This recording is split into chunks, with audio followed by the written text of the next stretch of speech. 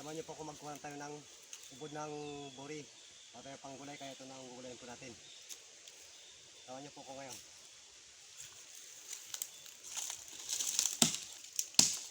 So guys, ito yung mga puno niya kasi kailangan linisin muna paikot. Para makukuha po siya kasi kung biglayin mo, mahirap po siya kunin. Kaya ikutin mo na po siya ng linisan mo pati yung mga palapa niya po yung unang palapa.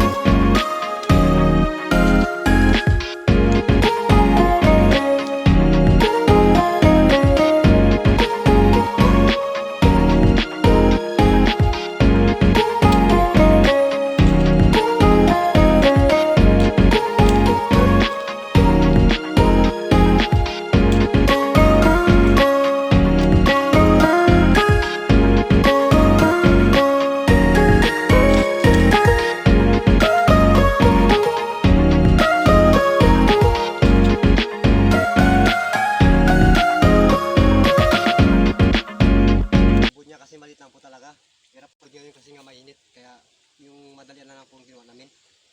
Pero okay na rin, makaulam na rin po siya, malaking ulam na yan.